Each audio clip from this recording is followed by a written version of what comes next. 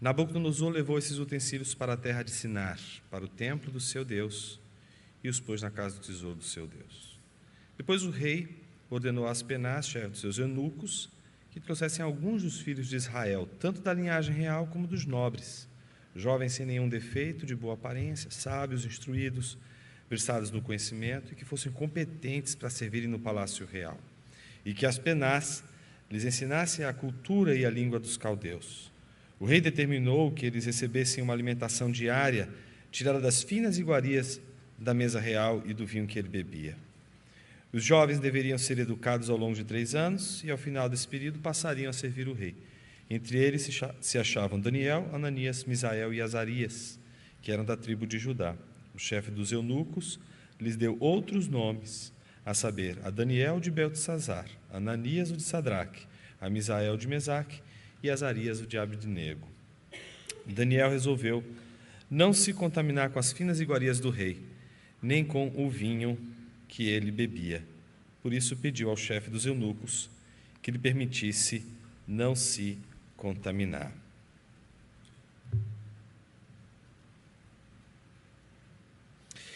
Esse texto ele é interessante por várias razões. Ele é um texto que oferece para a gente não só o sistema da Babilônia, em termos de relação com os povos conquistados, com relação à maneira como eles lidam com os deuses e a religiosidade dos povos conquistados, mas o quanto ele fala aos nossos dias de hoje numa espécie de possível caracterização do nosso tempo como um tempo muito semelhante ao do sistema babilônico. Eu começo, em primeiro lugar, chamando a atenção para o contexto. Eu acho que ninguém melhor do que Calvino descreveu o contexto dessa passagem de forma muito precisa. Não foi Nabucodonosor que conquistou o povo de Judá. Não foi Nabucodonosor, com o seu império, que conseguiu o que conseguiu. O livro de Daniel começa dizendo que o Senhor entregou nas mãos dele. Ou seja, Deus entregou o rei de Judá e entregou junto com os utensílios do templo nas mãos de Nabucodonosor. Em outras palavras, o que nós vemos acontecer com o povo de Deus não é fruto da agência, da inteligência, do estratagema de Nabucodonosor, mas é um propósito divino. Há um propósito divino no cativeiro babilônico. E esse propósito é um propósito que corresponde, inclusive, com o tratamento do seu povo. Esse cativeiro babilônico pode ser descrito a partir desse texto de diversas formas.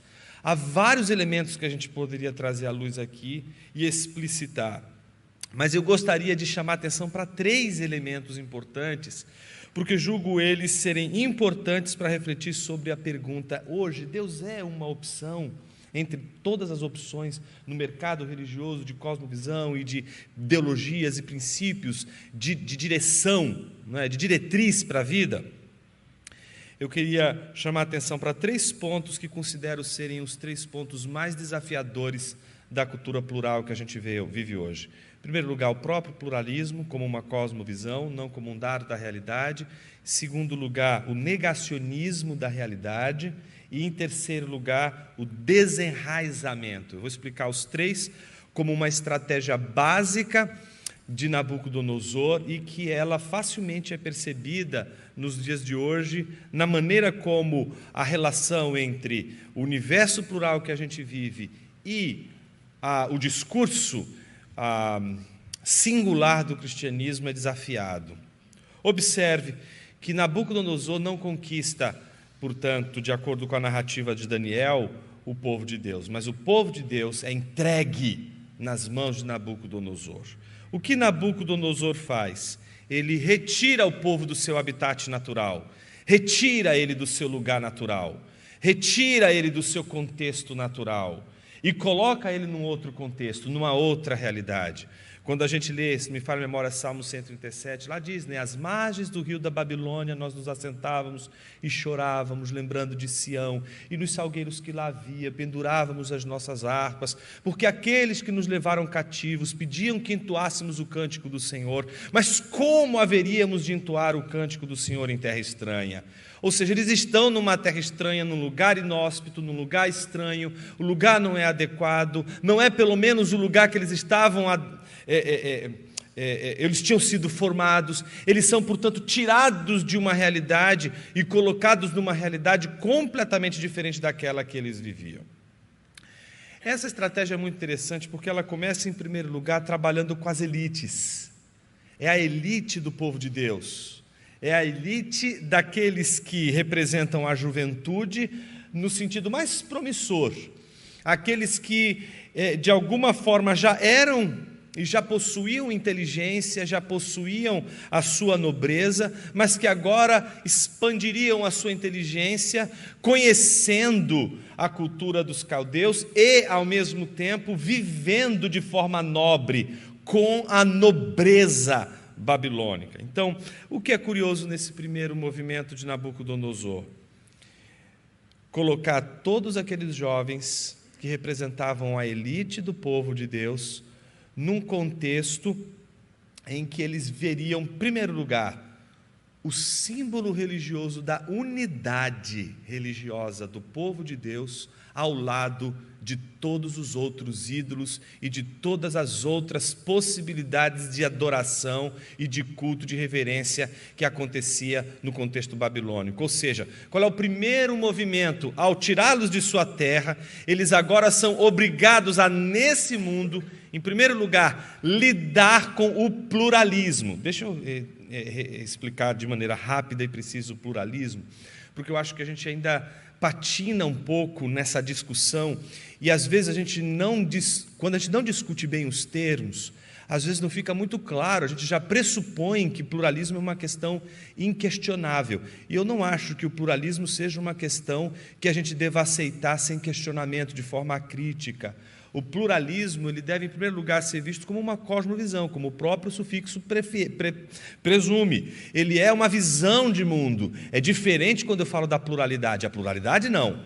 A pluralidade é uma ordem criacional, é da ordem da criação de Deus, eu não posso negar. É como 2 mais 2 igual a 4, a menor distância entre dois pontos do plano é uma reta, o todo é maior do que as suas partes. É uma ordem. Não tem como a gente negar, sob pena de ser irracional. A pluralidade é inegável. Não discutimos pluralidade, não questionamos pluralidade. Quem questiona a pluralidade, quem nega a pluralidade, nega um dado criacional, não está agindo de forma racional e, portanto, não reflete a doutrina das Escrituras.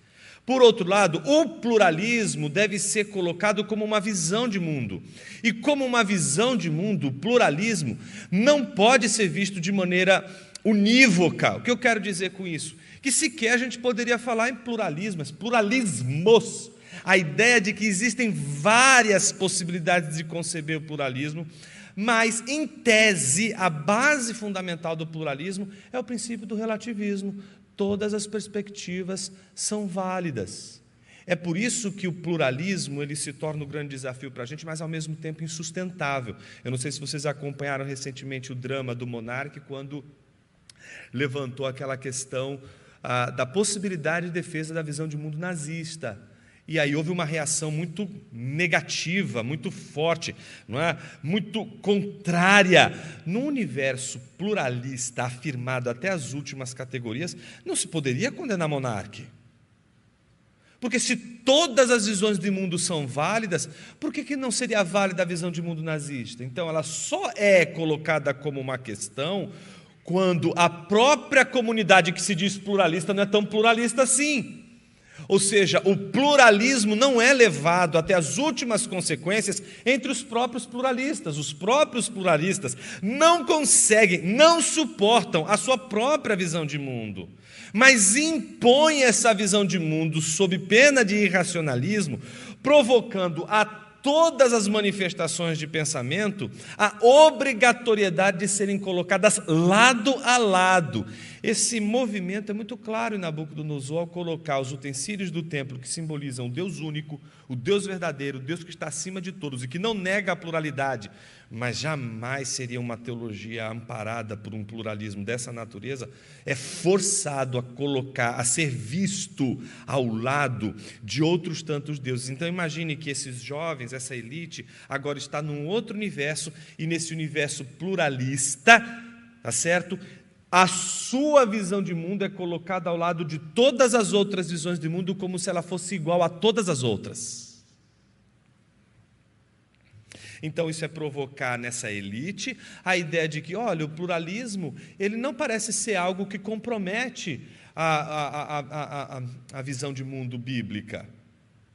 Segunda estratégia de Nabucodonosor é o próprio negacionismo. Você vai ver que essa elite é tirada de um contexto de guerra, um contexto de opressão, um contexto de perdas, mas é colocada dentro de um palácio para comer do bom e do melhor.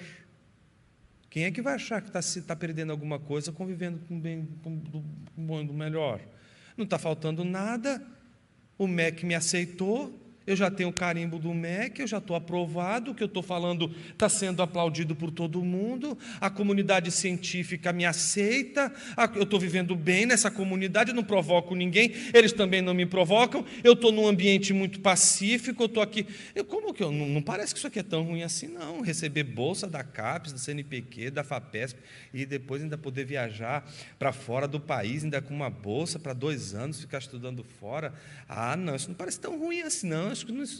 Acho que essa crise do secularismo é uma invenção conspiratória de evangélico que não quer estudar. Não é possível. E aí a gente olha para a nossa Babilônia hoje, ela é chique demais, ela é poderosa, ela tem tudo do bom e do melhor, e aí a gente não consegue perceber que a gente está num cativeiro, que a gente é peregrino, que a gente é estrangeiro. A gente perdeu a noção de que a gente é sempre estranho. Então a gente começa a se sentir não como mais estrangeiro na Babilônia, a gente se sente um babilônico, porque a gente já está falando a língua dos babilônicos, a gente já está convivendo de uma tal maneira que a indistinção não aparece. O testemunho fiel é colocado para debaixo do tapete. E o que a gente sempre tem que ter em mente é que a gente tem que estudar, tem que ter consciência, tem que se envolver com a cultura, tem que atuar na esfera pública, mas não a qualquer preço, não a preço de perder o testemunho fiel. Então a gente tem que enfrentar a cultura, tem que se envolver com a cultura, mas a gente não pode cair na cilada que é se envolvendo com a cultura, ser apaixonado por ela, de uma tal maneira que não consegue mais enxergar os seus problemas, os seus erros, inclusive a sua hostilidade com a nossa visão de mundo quando pregada na sua pureza. Então, o negacionismo é essa maneira de conduzir aqueles que estão, de alguma forma, num contexto de privilégios, se perguntar, eu acho que isso aqui não é tão ruim assim, a realidade não é tão caótica e tão negativa como eu pensava que era. A terceira e última, e com ela eu encerro, é o desenraizamento. Olha como ele consegue. Quais são os 3 nomes dos amigos de Daniel? Vamos lá, 1, 2, 3 e... Está vendo como você só lembra o nome pagão? Ele conseguiu. Ele exatamente conseguiu. O nome pagão é o nome que a gente lembra dos caras. A gente não lembra o nome bíblico deles, o nome que foi dado para eles. Esse desenraizamento começa pela história do nome. Não é? Quando você diz assim, olha que coisa curiosa, porque para a nossa cultura isso não é tão forte, mas para eles o nome não é só um nome. Para a gente é só uma forma de identificar a gente no RG, para a gente não ser distinto. A gente tem uma distinção. Mas para o povo de Deus, o nome é a mesma coisa que a história. Então é como se eu estivesse dizendo assim, eu sou eu e o meu nome, esse meu nome é a minha história de vida, a minha história com Deus. E a história de cada um dos nomes é a história deles com Deus. É a história deles com o que Deus realizou. Então não tem como eles olharem, dizerem o nome deles e eles não lembrarem da história deles com Deus. O desenraizamento é o esquecimento de onde a gente veio. Tem muita gente querendo se envolver com a cultura, mas sob o preço de esquecer da sua casa, esquecer do seu povo, esquecer de ser estrangeiro, porque é fogo. Eu não sei se você já teve essa oportunidade, mas quando a gente vai estudar fora, você pode estudar uma língua para valer. Pode, você vai se envolver. E sabe qual é a maior tentação no primeiro momento? Você vai lá ficar os 6 primeiros meses. Você quer falar de um jeito que ninguém te reconheça, não tem como. Está entendendo? O sujeito vai chegar lá na Alemanha e vai dizer, wie geht es Ihnen? Aí você vai falar assim, não, esse é do Nordeste. Wie geht es Ihnen? Esse é do Rio. Na hora, não tem jeito, passa, o sotaque passa. Você vai ter